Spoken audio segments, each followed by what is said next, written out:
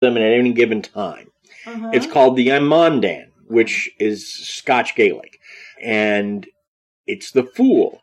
They're sometimes seen to be wiser than their masters because they serve fairy kings and queens. They reside in the fairy palace. And they and the queens it was best to avoid them because they could paralyze you or kill you with a touch. And in fact, this was known as the poke seed or fairy stroke.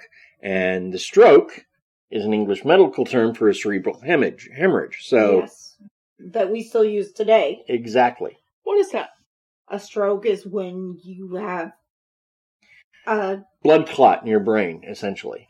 Well, I knew that, but the vessel bursts and hemorrhages in your brain.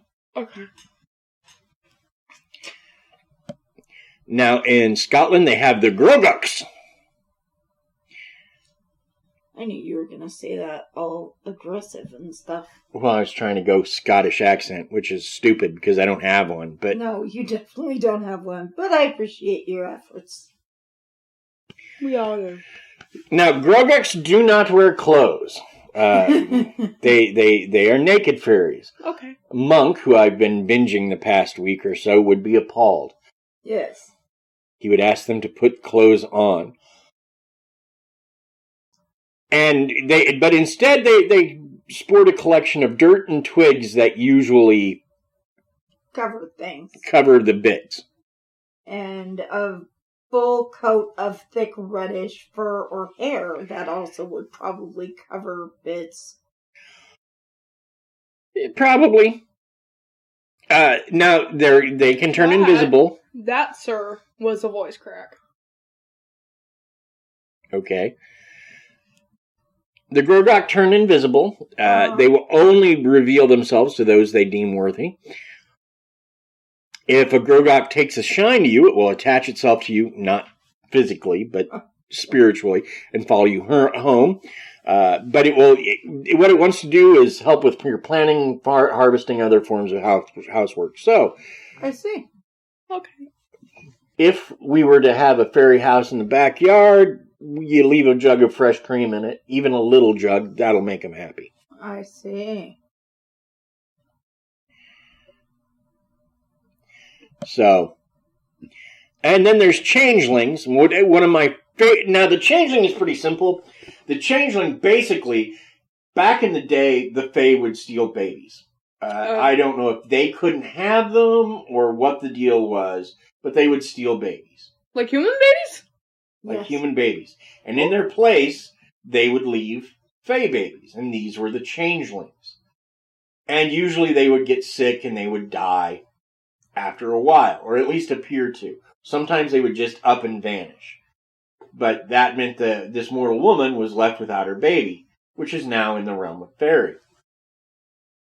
So one of my favorite stories, and we did cover it the last time we did this, but I loved the story so much I'm going to tell it again.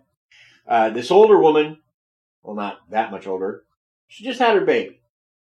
And she's noticed that the baby doesn't seem right, that it's different than it was on the day of its birth. Mm-hmm. That it seems older, more wizened, more creepy than it did. And so she goes to a wise woman in town and asks, what do I do?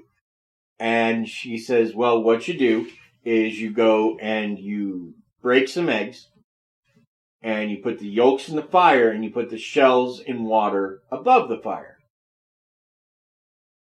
Sooner or later, your baby is going to ask what you're doing. You tell him you're brewing.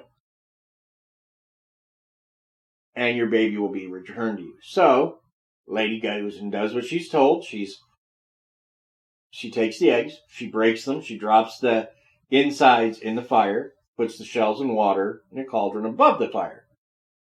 And after a while, she hears the old wizened voice behind her go, and what are you doing, Mommy? And she says, I'm brewing.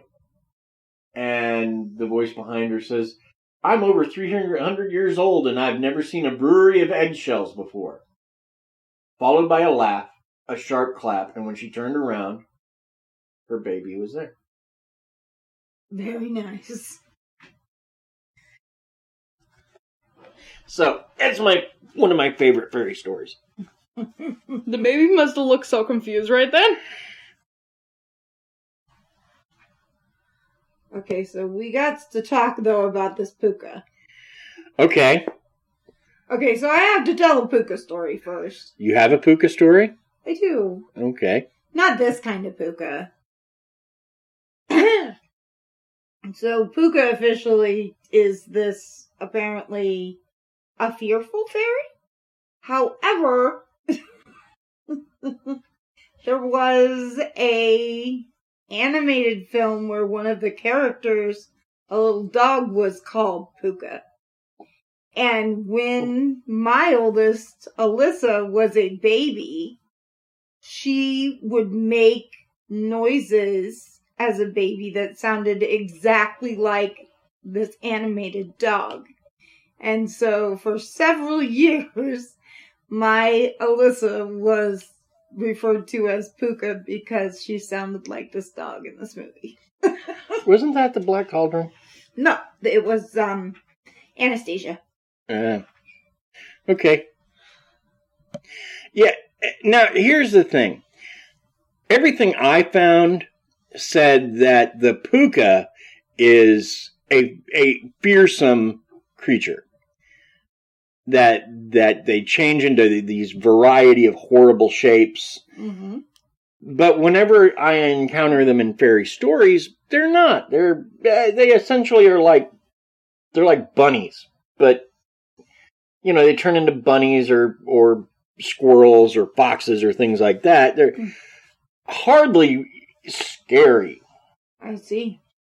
So, I'm going to guess that at some point they changed. They went from friends of the family to dangerous beasts. I see. Well, yeah, I guess that makes sense. But see, therein again, that kind of makes you question, so originally they were little not scary things, and then all of a sudden, gnashing teeth, monsters, most feared, and you have to wonder, right? Yeah. Well, here's the thing. Most of these stories have their origin in Ireland or Scotland. Mm-hmm. Most of them.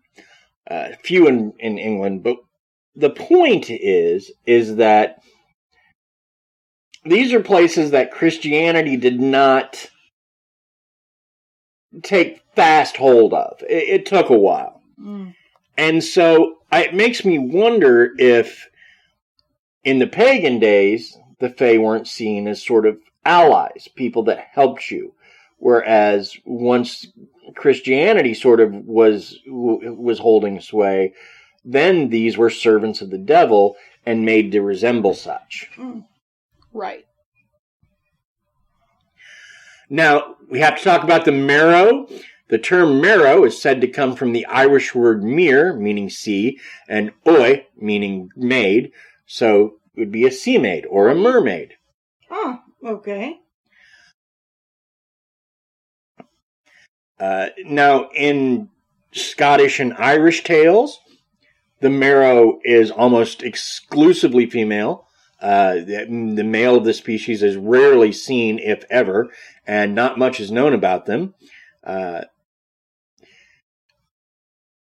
It is known, however, that they are incredibly unpleasant to look at, as they are scaled beings with the features of a pig and long pointed teeth. Now, the female marrow are alluringly beautiful and are said to be promiscuous and lax in their relationships with mortals. I see. Basically, they... Yeah, we got it. Yeah. We got it. So... And again, they tend to live in lakes and streams. They also are known to live in the ocean. So, also, important information here. Certain Irish and Scottish families claim to have marrow in their family tree because it is rumored that some humans have taken Merrows for wives. So, notably the O'Flahertys, the O'Sullivans, and the McNamaras all claim to have Merrow blood in their family tree. I see. Nice. Wow, that would be an interesting bloodline to have, for sure. Now there's the Banshee. And I'm not going to go on with the Banshee too much, because anybody who's seen Darby O'Gill and the Little People knows what a Banshee is. Well, yeah, I mean, there are banshees and other things other than that one movie yet, but yes. They are essentially psychopomps. They warn of impending death. Usually of the person that hears them. Although, according to some stories, they will say a name while they're keening, and it's that person that's going to die. And there's dozens, probably hundreds of stories, many forgotten, about the Banshee. Uh-huh. The Banshee is, actually, she's an elf. The word she, S-I-D-H-E, it means royalty. And the elves were mostly the royalty of the Fae. At least according to most stories. Now, again, depends, but the Banshee was regarded with fear because her only job was to be a portent of death. Kind of like a Grim Reaper. Kind of like a Grim Reaper, except the Grim Reaper collected corpses, the Banshee didn't. I see. Also, often when the Banshee was encountered, she appeared to be washing clothes, while in some stories she's referred to as the washer on the rocks. So, and banshees are still seen and heard in Ireland to this very day. Maybe not as much as they once were, but they still talk about them. Yeah.